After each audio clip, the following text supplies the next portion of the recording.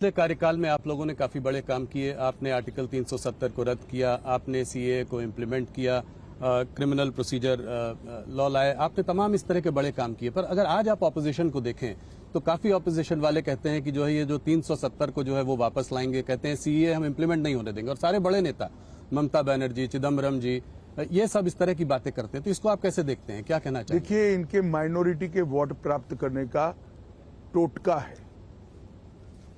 उनको न सत्ता में आना है, न 370 को वापिस आना है, न उनको सत्ता में आना है, न सीए रद्द होना है। उनको भी मालूम है, मगर वो माइनॉरिटी अपीसमेंट कर कर माइनॉरिटी के वोट अंकित करना चाहते हैं। एकमात्र कारण से झूठ फैला रहे हैं। मैं इस इंटरव्यू में देश की जनता को आपके माध्यम से बताना चाहता हूं, राहुल जी, भारतीय जनता पार्टी का एक भी सांसद संसद में जब तक है 370 फिर से नहीं आ सकता, सीए समाप्त नहीं हो सकता। अब ये इतिहास का हिस्सा बन चुका है 370, और सीए वास्तविकता बन चुका है। सिर्फ आपने इसको जल्दीबाजी में इंप्लीमेंट कर दिया कि इससे कुछ नागरिकता भी लोगों को मिलेगी? और ये कब तक पॉसिबल होगा, इसका क्या टाइम फ्रेम है? देखिए, एप्लीकेशन आना शुरू हो गया है, रूल्स के हिसाब से इसकी स्क्रूटिनी हो रही है। मुझे लगता है चुनाव के पहले ही, मतलब अंतिम मतदान के पहले ही नागरिकता देने की शुरुआत हो जाएगी। आप लोग, Amit ji, uniform civil code की बात कर रहे हैं, कांग्रेस जो है पर्सनल लॉस की बात कर रहा है। इसको आप कैसे देखते हैं? ये वोट कहीं ना कहीं आप लोग अपना अपना वोट साध रहे हैं। अपना अपना वोट नहीं, यूनिफॉर्म सिविल कोड हमारे संविधान का मैंडेट है जी। गाइडिंग प्रिंसिपल्स जो है, हमारे मार्गदर्शक सिद्धांत जो संविधान ने हमारे लिए बना है, उसमें लिखा गया है कि देश के विधानमंडल और देश की संसद ने उचित समय पर यह प्रयास करना होगा कि इस देश में यूनिफॉर्म सिविल कोड लागू हो। मुझे लगता है उचित समय आ गया है, और ये आज से हम नहीं कह रहे हैं जी। हमारी पार्टी बनी इसके पहले घोषणा पत्र में था कि देश में धर्म के आधार पर कानून नहीं होना चाहिए, यूनिफॉर्म सिविल कोड होना चाहिए। अगर ये देश पंथ निरपेक्ष है तो धर्म के आधार पर कानून कैसे हो सकते हैं? जी, नहीं होने चाहिए।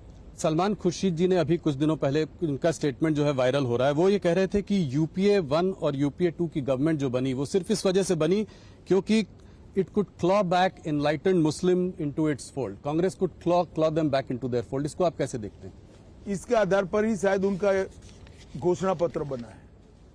सलमान खुर्शीद जी ने घोषणा पत्र ऐसा क्यों बना, इसका रहस्य ही खोल दिया है। वो फिर से करना चाहते हैं, मगर उनको मालूम नहीं है देश की जनता जागरूक हो गई है। आपकी अपीसमेंट की पॉलिसी अब इसलिए सफल नहीं होगी कि एक अपीसमेंट जब आप करते हो तो दूसरा वर्ग जागृति के साथ काउंटर प्रोडक्टिव रूप से लामबंद होता है जी। अब ये सफल नहीं होंगे। इधर बीच घुसपैठियों की बात हो रही है। आपने सीए इम्प्लीमेंट किया, मैनिफेस्टो में एनआरसी की कोई चर्चा नहीं है, ऐसा क्यों? देखिए, सीए का इम्प्लीमेंटेशन कोविड के कारण लेट हुआ है, और हम मानते हैं कि पहले सीए को जमीन पर उतारना चाहिए। वो प्रक्रिया अब चल रही है, और जहां तक घुसपैठ का सवाल है, अब देश के एक ही राज्य से घुसपैठ हो रही है, बंगाल से जी। क्योंकि ममता बनर्जी की सरकार का उस पर वरद हस्त है। वो घुसपैठियों में अपनी वोट बैंक दिख रही है। उनको घुसपैठ में राष्ट्रीय सुरक्षा खतरे में है वो नहीं दिखाई पड़ता है। उनको लगता है कि मेरे वोट बढ़ रहे हैं। न केवल बंगाल, समग्र देश के लिए ये बहुत खतरनाक सोच है। मैं बंगाल की जनता को हृदय से अपील करना चाहता हूं कि इस बार भारतीय जनता पार्टी को सफल बनाइए, इसके बाद वहां भाजपा सरकार बनाइए। हम ऐसी बॉर्डर बनाएंगे कि परिंदा भी पैर नहीं मार पाएगा। इसीलिए सीए का दमखम से वो विरोध भी कर रही है। इसीलिए वो कर रही है। वो कह रही है कि जो है हम सीए कभी इंप्लीमेंट नहीं होने देंगे। उनको मालूम नहीं है नागरिकता सेंट्रल सब्जेक्ट है, इसमें स्टेट को कुछ करना ही नहीं है। शायद मालूम है मगर माइनॉरिटी को गुमराह करने के लिए वो बोल रही। अमित जी, 22 जनवरी को राम मंदिर में प्राण प्रतिष्ठा हुई, ये आपका एक बहुत बड़ा वादा था जो आपने निभाया, मगर ऑपोजिशन ये कहती है कि आज इस चुनाव में आप राम के नाम पर वोट मांग रहे हैं। देखिए, राम के नाम पर तो वोट तब मिलता था जब मंदिर नहीं बना था और हम कहते थे हम बनाएंगे। हमने तो वोट लेने का कारण ही समाप्त कर दिया। ऑपोजिशन को चिंता इसलिए है और पूरा देश उनसे नाराज इसलिए है कि जब राम मंदिर बना, शांतिपूर्वक तरीके से बना, संवैधानिक रूप से बना और प्राण प्रतिष्ठा हो रही थी, इन्होंने प्राण प्रतिष्ठा का बहिष्कार किया। माइनॉरिटी के डर से वो प्रभु श्री राम की प्राण प्रतिष्ठा में नहीं गए, इसलिए पूरा देश उनसे नाराज है। हमने कभी ये नहीं कहा कि राम मंदिर बनाया इसलिए हमें वोट दीजिए, मगर पूरे देश की जनता जानती है 70 साल से ये लोग अटका कर रखे थे। मोदी जी ने 5 ही साल में केस भी जीता, भूमि पूजन भी किया और प्राण प्रतिष्ठा भी कर दी, और आज भव्य राम मंदिर समग्र देश को आह्लादित करने वाला राम मंदिर बना है। अमित जी, एक आखिरी सवाल हिंदू मुसलमान की जो चर्चा रही उस पर मुझे आपसे पूछना है।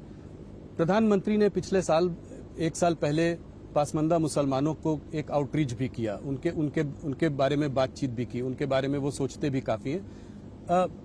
एक तरफ ये बात हो रही है और एक तरफ ये, इसमें कॉन्ट्राडिक्शन नहीं है? जरा भी नहीं है। प्रधानमंत्री जी ने सिर्फ पसमानदा मुसलमानों को आउटरीच नहीं किया है जी, ट्राइबल्स को भी किया है, दलित को भी किया है, पिछड़ा वर्ग को भी किया है, गरीबों को किया है, किसानों को किया है, मातृशक्ति को, महिलाओं को किया है, युवाओं को भी किया है। वो उनका काम है, दायित्व है जी। विकास की रेस में जो पिछड़े हैं इनको सबके साथ एक लाइन में लाकर खड़ा करना वो सरकार का दायित्व है। मुझे इसमें कोई अंतर्विरोध नहीं दिखाई पड़ता। माहौल चुनाव का है और आप हमारे साथ हैं। आपके प्रेडिक्शंस जो है, बहुत दिनों तक बात करते हैं लोग कि अमित जी ने पहले ये बोला था, ये सही हुआ। तो कुछ स्टेट्स पर जाते हैं, गुजरात में हैं आपके साथ, तो गुजरात से शुरुआत करते हैं।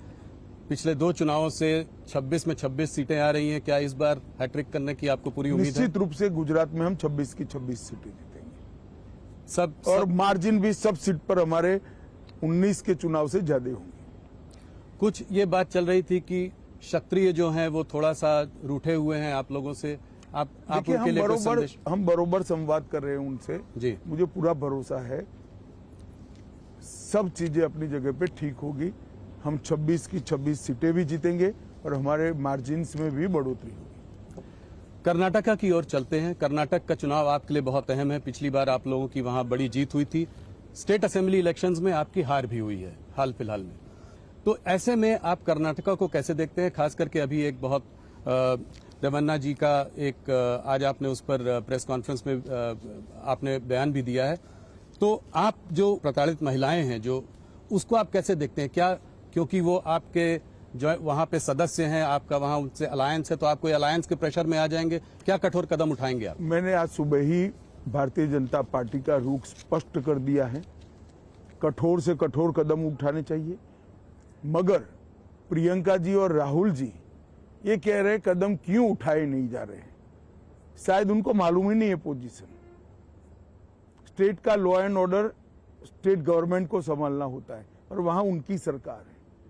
कदम उनको उठाना है, हमें नहीं उठाना है जी। परंतु भारतीय जनता पार्टी इस घटना की घोर निंदा करती है और किसी भी हालत में कोई भी हो इसको सहन नहीं किया जा सकता और कठोर से कठोर कदम उठाने चाहिए। और भारत सरकार के विमेन कमीशन ने आज कर्नाटक स्टेट गवर्नमेंट को नोटिस भी निकाल दिया है। तो अलायंस का कोई प्रेशर नहीं है, कोई उसके दबाव में आप कभी नहीं आएंगे इस मामले में?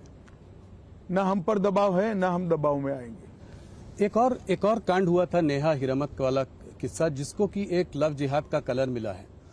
कलर नहीं भाई जी, ये पक्का मामला ही लव जिहाद का है।